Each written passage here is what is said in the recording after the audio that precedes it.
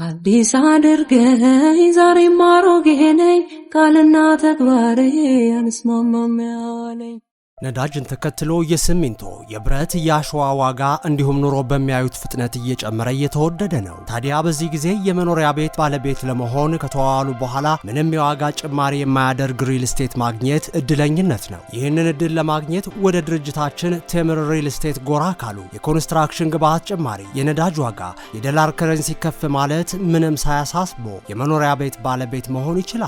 ይህንን ስንልዎት ቀስ ብላችሁ ለምትከፍሉ 20 በመቶ ወይንም 1,533,000 ቅድመ ክፍያ ከፍላችሁ ቀሪውን በ15 ዙር የምትከፍሉበት እድል አመቻችተናል። 100 በመቶ ለምትከፍሉ ደግሞ ከ30 እስከ 35 በመቶ ቅናሽ አዘጋጅተን እየጠበቅናችሁ ነው። ታዲያ ምን ይጠብቃሉ? መኖሪያ ቤቶችን በቡልጋሪያ ሳር ቤት፣ አዋሬ፣ ፒያሳና ሀያት ላይ ከባለ 1 እስከ ባለ 3 መኝታ የግልዎ ያድርጉ። ቀሪውን 80 በመቶ ያለምንም ወለድ በግንባታ ሂደት መሰረት በረጅም ጊዜ መክፈል ይችላሉ። ለበለጠ መረጃ በ0955 27 7474 ይደውሉ። ቴምር ሪል ስቴት።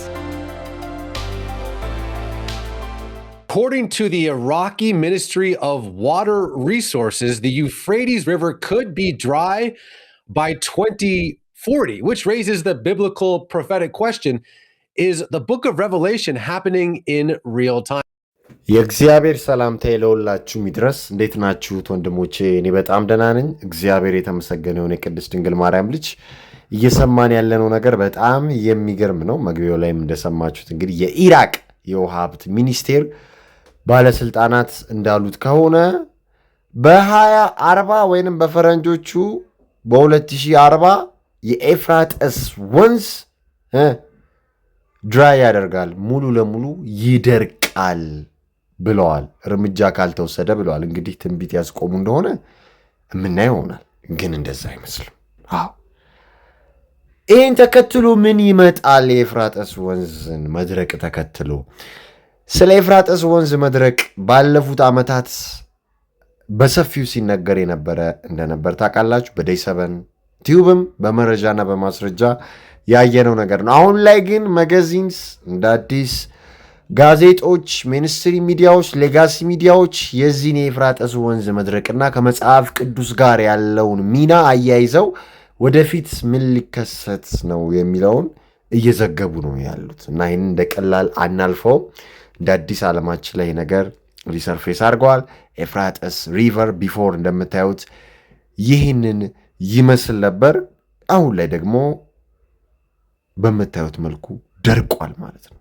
ምድረ በዳ ወደ መሆን ተቃርቧል ማለት ነው። አፈሩም እንደዚህ ተከፋፍሏል ማለት ነው። ተሰነጣጥቋል ማለት ነው እና ይሄ ሳተላይት ኢሜጅ ነው እንደምታዩት። በዚህ መልኩ ነው እንግዲህ የደረቀ ውሃው የጠፋ የመጣው ማለት ነውና እንግዲህ ኢማጂን ከ2000 ዓመት በፊት ነው ይሄ ትንቢት የተነገረው በመጽሐፍ ቅዱሳችን ማለት የኤፍራጥስ ወንዝ ይደርቃል ተብሎ የተነገረው ወንድሞች። እና እንግዲህ ናሳ በሳተላይት እንዳየውት ከሆነ ከ2003 ጀምሮ እንደ አውሮፓውያን አቆጣጠር ማለት ነው 140 ኪዩቢክ ኪሎ ሜትር በላይ ውሃ ኤፍራጥስ ወንዝ እንዳጣ በ2040 ሊደርቅ እንደሚችል ተረጋግጧል የተባለው እና በ2040 ኤፍራጥስ ከደረቀ ምንድነው የሚሆነው የሚለውን እንደተለመደው በመረጃና በማስረጃ የምናየው ይሆናል። እስከ መርሃ ግብሩ ማብቂያው ድረስ አብራችሁን ቆዩ። እንደተለመደው ኢንተረስቲንግ የሆነ መርሃ ግብር ነው የሚኖርን። በሰው ልጅ ታሪክ ውስጥ እንግዲህ እጅግ ጥንታዊና እጅግ ባለ ታሪክ ወንዞች ከሚባሉት ውስጥ አንዱ የሆነው የኤፍራጥስ ወንዝ ነው። በመጽሐፍ ቅዱስም እንግዲህ የጊዮንን ወንዞች ከሚያጠጡት 4 ወንዞች መካከል አንዱ የኤፍራጥስ ወንዝ ነው እና ለድሮ ሲቪላይዜሽን ትልቅ አስተዋጽኦ ያደረገ ወንዝ ነው። አሁን ላይም እነ ቱርክ፣ እነ ተርኪን፣ እነ ኢራቅ፣ እነ ሲሪያን በብዙ እየጠቀመ ያለ ወንዝ ነው። እየደረቀም ቢሆን ማለት ነው የተገደበም ወንዝ ነው እና እንግዲህ ኢራቅና ቱርክ ወንዙን ለማቆየት ወንዙ ሰርቫይቭ እንዲያደርግ ለማድረግ እንዳይደርቅ ለማድረግ በ2025 ዲፕሎማሲያዊ ስምምነት አድርገዋል። ወንድሞች ጨንቋቸዋል እዛ አካባቢ ያሉ ሀገራቶች ማለት ነው። ምክንያቱም ይሄ ወንዝ ታሪኩም ትልቅ ነው፣ ጥቅሙም ትልቅ ነው። ከመንፈሳዊ እይታ አንጻርም በጣም ትልቅ ትንቢት ይዞ የሚመጣ ኢንድ ታይምስን የሚያመጣ ነው። ይላችሁ ኦሪት ዘፍጥረት ከምዕራፍ 10 ጀምሮ እንዲህ ይላል አይደል? ወንዝንም ገነትን ያጠጣ ዘንድ ከኤደን ይወጣ ነበረ። ከዚያም ለ4 ክፍል ይከፈል ነበር። የአንደኛው ወንዝ ስም ፊሶን ነው፣ እርሱም ወርቅ የሚገኝበት የኤውላጥ ምድርን ይከብባል፣ የዚያም ምድር ወርቅ ጥሩ ነው ይላል። ከዚያም ሉልና የከበረ ድንጋይ ይገኛል። የሁለተኛውም ወንዝ ስም ግዮን ነው፣ እርሱም የኢትዮጵያን ምድር ሁሉ ይከብባል። እንግዲህ ጣና ማለት ነው፣ የአባይ ወንዝ ማለት ነው። ሄጄ ቦታው ድረስ ጥሩ የሆነ ዶክመንተሪ ሰርቼላችኋለሁ፣ በመረጃና በማስረጃ የታገዘ። እሱ መለስ ብላችሁ ማየት ትችላላችሁ። ይቀጥላል 14 የሶስተኛውም ወንዝ ስም ጤግሮስ ነው፣ እርሱም በአሶር ምስራቅ የሚሄድ ነው ይላል። እዚህ ጋር ኤፍራጥስ የምናገኘው 15 ላይ። አራተኛውም ወንዝ ኤፍራጥስ ነው፣ እግዚአብሔር አምላክም ሰውን ወስዶ ያበጃትም ይጠብቃትም ዘንድ በኤደን ገነት አኖረው ይላልና፣ ስለዚህ ይህን ቦታ በጣም ወሳኝ ነው ኤፍራጥስ ማለት ነው። ስለዚህ ቦታ ነው እየተነጋገርን ያለን። ይህ ቦታ እየደረቀ ነው፣ እስከ 2040 ይደርቃል። የዚህም ቦታ መድረቅ ተከትሎ ዓለማችን ላይ ምን ይመጣል የሚለውንም ማየት በጣም አስፈላጊ ነው። እዛ የደረቀው መሬት ስርስ እነማን አሉ የሚለውም በተመሳሳይ በጣም ወሳኝ ነገር ነው። የዮሐንስ ራዕይ ምዕራፍ 16 ከቁጥር 12 ላይም የተቀመጠ ነገር አለ ከኤፍራጥስ ወንዝ ጋር በተያያዘ። ይሄ አንዱ ትንቢታዊው የሆነው ነገር ነው። ከዚህ በፊት የተተነበየውን ነገርና ይሆናል የተባለውን ነገር እናየዋለን መጨረሻ ላይ። ግን ይሄኛው ምን ይላል?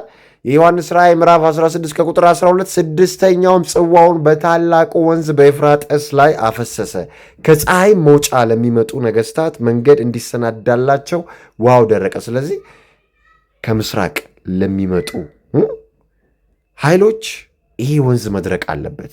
እስራኤልን ለሚወሩ ኃይሎች ማለት ነው።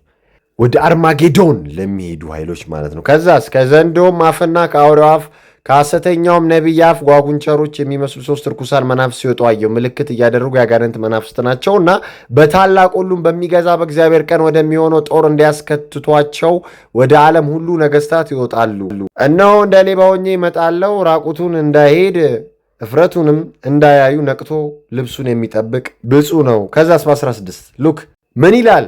በዕብራይስጥም አርማጌዶን ወደሚባል ስፍራ አስከተቷቸው። ይህ ሁሉ ሰራዊት ኤፍራጥስን ተሻግሮ ይሄዳል ማለት ነው ወደ አርማጌዶን። ስለዚህ የኤፍራጥስ ወንዝ መድረቅ ኢንድ ታይምስን ያመጣዋል፣ አርማጌዶንን ያመጣዋል ማለት ነው። ያንን ነው እያየን ያለ ነው። ይሄ ወንዝ እንግዲህ በ2040 ሙሉ ለሙሉ ይደርቃል እያሉን ነው። እና ብዙ ክርስቲያኖች ከዚህ ጋር እያይዘውት በቃ አሁን አርማጌዶን ታይሙ ደርሷል። አረ ነዋይንን የህንዱ ሚዲያ ወርልድ ኢዝ ዋን ኒውስ የዘገቡትን ሳሳያችሁ ደግሞ ሾክ ነው የምታደርጉት።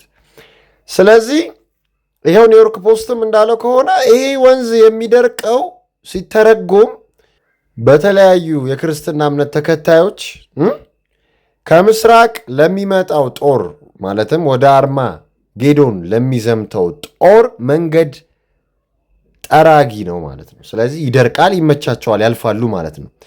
ይሄ እንግዲህ ደ ሰከንድ ከሚንግ ኦፍ ጂሰስ ክራይስት ማለት ነው። ዳግም ክርስቶስ የሚመጣበት ጊዜ ነው አርማጌዶን። እሱም የሚሳተፍበት ጌታችን መድኃኒታችን ኢየሱስ ክርስቶስ የቅድስት ድንግል ማርያም ልጅ የሚሳተፍበት ጦርነት ነው። በትንቢተ ኤርምያስ ምዕራፍ 50 ከቁጥር 38ም ወንዝ እንደሚደርቅ ይናገራል። ስለዚህ ኤፍራጥስ ወንዝ በጣም ወሳኝ ወንዝ ነው ስላችሁ ዝም ብዬ አይደለም ማለት ነው።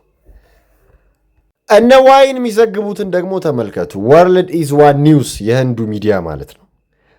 አርማጌዶን በ15 ዓመት ውስጥ ይሉና ጥያቄ ምልክት። ምክንያቱም በ2040 ወይም በ2040 ኤፍራጥስ ስለሚደርቅ ማለት ነው። ስለዚህ አሁን 2026 ነን፣ እስከ 2040 ያለው ከ14 እስከ 15 ዓመት ጊዜ ነው ማለት ነው። ስለዚህ በዚህ 15 ዓመት ውስጥ የመጨረሻው ጦርነት ወይም አርማጌዶን ይደረጋል።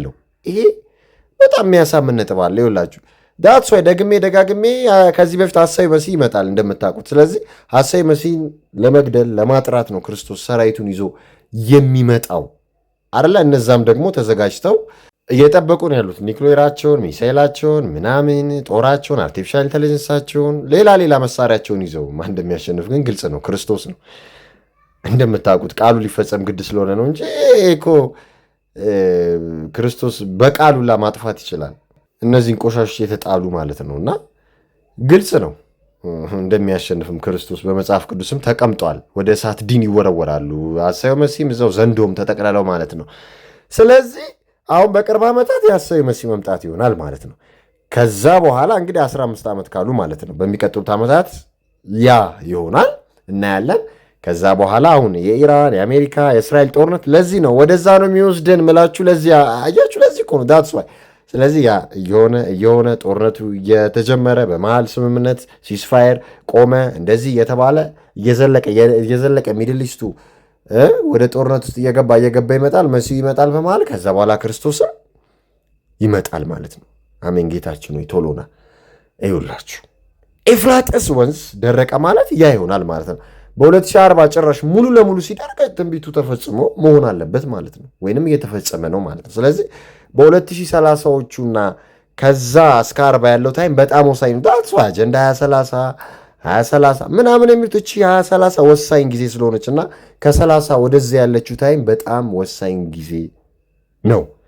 ዳትስ ዋይ እየቸኮሉ እየፈጠኑ አርቲፊሻል ኢንቴሊጀንሱን የሰው ልጅ ሃፍ ሂውማን ሃፍ መሽን ትራንስሁማኒዝሙን እያስፋፉት ሰዶማዊነቱን እያስፋፉት የሰው ልጅ ከክርስቶስ መንገድ እየነጠሉ ወደማይሆን ዲያብሎሳዊ መንገድ እየወሰዱ ያሉት በአርማጌዶን ወቅት ዲያብሎስ ብዙ ሰው አብሮት እንዲሰለፍ ነው። ኤአዩም ይሰለፋል፣ ሰውም ይሰለፋል፣ ትራንስሁማኒዝም ይሰለፋል። ግን ተሸናፊ ነው ዲያብሎስ። ከዛ ወገን ከሱ ተሸናፊ ወገን አያርገን። አሜን። ከአሸናፊዎቹ ወገን ያርገን። እርሱ የቅድስት ድንግል ማርያም ልጅ ጌታችን መድኃኒታችን ኢየሱስ ክርስቶስ። ዋናው ነገር እሱ ነው። ንስሐ ገብተን የምንዘጋጅበት ጊዜ ነው። አሁን ቅዱስ ቁርባኑን ያልተቀበላችሁ መቀበል ያለባችሁ ሰዎች መቀበል ያለባችሁ ታይም ነው። ከመቼውም ጊዜ በላይ ወደ ፈጣሪ እጆቻችን መዘርጋት ያለብን ታይም ላይ ነው ያለ ነው። ይህን ተከትሎ ደግሞ ከኤፍራጥስ ወንዝ መድረቅ ተከትሎ የሚወጡ የወደቁ መላእክት አሉ። ከዚህ በፊት ድምፅ እንዳሰሙ ሊወጡ እንደሆነ ወጥተውም ሊሆኑ እንደሚችሉ የሰው ልጅም እየጨረሱ እንደሆነ ተነጋግረን ነበር። አሁን ደግሞ ሙሉ ለሙሉ እየደረቀ ባለበት ታይም ወይ ወጥተዋል ወይ ሊወጡ ተዘጋጅተዋል። ስለዚህ የሆነ ስፕሪት ወጥቶ ዓለምን ወይንም የዓለምን ሕዝብ ሲሶ ሊጨርስ እንደተዘጋጀ ግልጽ ነው ማለት ነው። እንግዲህ መጽሐፍ ቅዱሱንም ማየት እንችላለን። የቅድሙ ምዕራፍ 16 ነው የዮሐንስ ራእይ አይደለ? የዮሐንስ ራእይ ወይም ራእይ ዮሐንስ ምዕራፍ 16 ማለት ነው። አሁን ደግሞ ከሱ በፊት መፈጸም ያለበት ደግሞ ይሄ ነው። የዮሐንስ ራእይ ወይም ራእይ ዮሐንስ ምዕራፍ 9 ከቁጥር 13 ጀምሮ የሚለውን ማንበብ አለብን። እነዚህ የወደቁ መላእክት ወይም ከኤፍራጥስ ስር የታሰሩ ቼንድ የሆኑ መላእክት መፈታት አለባቸው። ከዛ በኋላ ነው ኤፍራጥስ የሚደርቀው ማለት ነው። ወይም ደግሞ ኤፍራጥስ ደርቆ ለአርማጌደን ጦርነት በዛ በኩል ያው ከምስራቅ የሚመጡ አርሚዎች የሚያልፉት ማለት ነው። ይኸውላችሁ የዮሐንስ ራእይ ወይንም ራእይ ዮሐንስ ምዕራፍ 9 ከቁጥር 13 እንዲህ ይላል። ስድስተኛው መልአክ ነፋ፣ በእግዚአብሔር ፊት ካለ በወርቅ ከተሠራ መሠዊያ ቀንዶች አንዱ ድምፅ ሰማው። መለከትም ያለውን ስድስተኛውን መልአክ በታላቁ ወንዝ በኤፍራጥስ የታሰሩትን አራቱን መላእክት ፍታቸው አለው። የሰዎችንም ሲሶ እንዲገድሉና ለሰዓቱና ለቀኑ ለወሩም ለዓመቱም ተዘጋጅተው የነበሩ አራቱ መላእክት ተፈቱ። የፈረሰኛዎቹም ጭፍራ ቁጥር እልፍ ጊዜ እልፍ ነበረ። ቁጥራቸውንም ሰማው። ፈረሶችንና በእነርሱም ላይ የተቀመጡትን እንዲሁ በራእይ አየው። እሳትና ያክንት ዲንም የሚመስል ጥሩር ነበራቸው። የፈረሶቹም ራስ እንደ አንበሳ ራስ ነበር። ከአፋቸውም እሳትና የፈረሶቹም ራስ እንደ አንበሳ ራስ ነበረ ይላል። ከአፋቸውም እሳትና ጢስ ዲንም ወጣ። ልክ በምስሉ ላይ እንደምታዩት ከአፋቸውም በወጡት በእሳቱና በጢሱ በዲኑም በእነዚህ 3 መቅሰፍቶች የሰዎች ሲሶ ተገደለ። የዓለማችን ሕዝብ 9 ቢሊዮን ከሆነ 3 ቢሊዮን አካባቢ መሆኑ ነው። የፈረሶቹ ስልጣን በአፋቸውና በጅራታቸው ነውና ጅራታቸው እባብን ይመስላልና ራስም አላቸው፣ በእርሱም ይጎዳሉ ይላል። ዩሲ ከዛ በኋላ የኛ ይመጣል ማለት ነው። የዮሐንስ ራእይ ምዕራፍ 16 እነዛ መላእክት ከተፈቱ በኋላ ማለት ነው።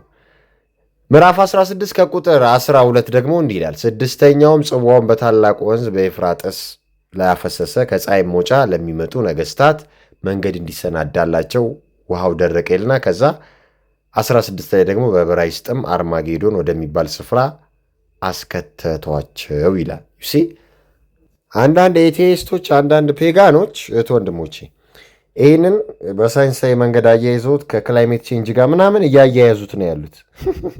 የሚያሳፍር እኮ ነው። የኤፍራጥስ ወንዝ መድረቅ እንግዲህ ከ2000 ዓመት በፊት በመጽሐፍ ቅዱስ ዮሐንስ በራእዩ ያየውን አስቀምጧል፣ ጽፏል።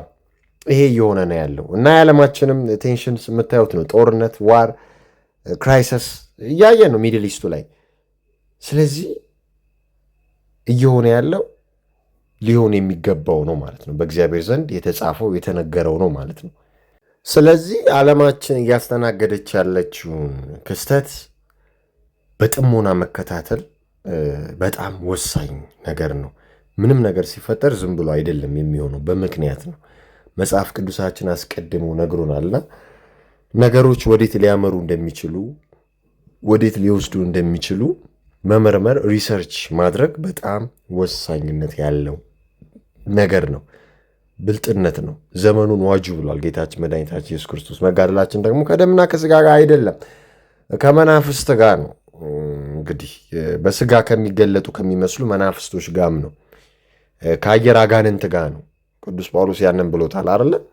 ስለዚህ ልንነቃ ይገባል ማለት ነው። ታትሷ ያውን በቅርቡ አሳይቻችኋለሁ በደይ ሰበን ወደ አርማጌዶን ጦርነት ልንሄድ ነው ተዘጋጁ ምናምን ብለው የአሜሪካ ኮማንደሮች ለትናንሽ ላሉ ከነሱ በታች ላሉ ወታደሮች ሰብስበው የነገሯቸው ወደ ኢራን ከመሰማራታቸው በፊት ጦራቸውን ከመላካቸው በፊት ማለት ነው። ሊመጣ ነው ክርስቶስ፣ የክርስቶስ መምጫው ደርሷል ምናምን የሚሉት አይተናል። ሁለት አይነት ትርጉም ሊኖሩ ይችላል። አንድ መሲያቸውን ሊሆን ይችላል ይመጣሉ የሚሉት፣ ግን የመሲሁ መምጣት ደግሞ የአርማጌዶኑን ጦርነት ያመጣዋል እና የክርስቶስን መምጣት ያፋጥነዋል ብለን መነጋገራችን ግልጽ ነው። ስለዚህ ገጣጥሙት፣ ፐዝሉን ቢግ ፒክቸር ነው የሚሰጠው። እነዛን ነገሮች እዩዋቸው፣ ኢንድ ታይምስ ላይ እንደሆነ በጣም ግልጽ ነው። ስለዚህ መፍትሄው ምንድን ነው? መጸለይ፣ መጾም፣ መስገድ፣ ለንስሐ መብቃት በጣም ወሳኝ ነገር ነው። እንደ ክርስቲያን ተዘጋጅቶ መጠበቅ፣ እጆቻችንን ከመቼውም ጊዜ በላይ ወደ ፈጣሪ መዘርጋት በጣም በጣም ወሳኝ ነገር ነው። ፈጣሪ ከዲያብሎስ ሁላችንን የሚጠብቀን። ሰላም ለእናንተ ይሁን። አበቃን።